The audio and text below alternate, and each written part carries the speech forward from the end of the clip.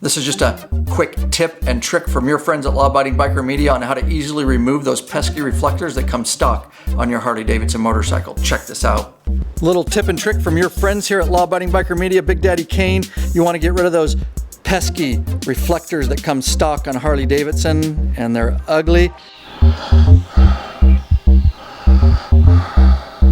He's just working a zip tie in underneath that bad boy.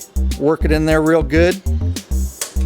Look at that. A lot of guys use screwdrivers and it ends up marring. Look at that. No marks.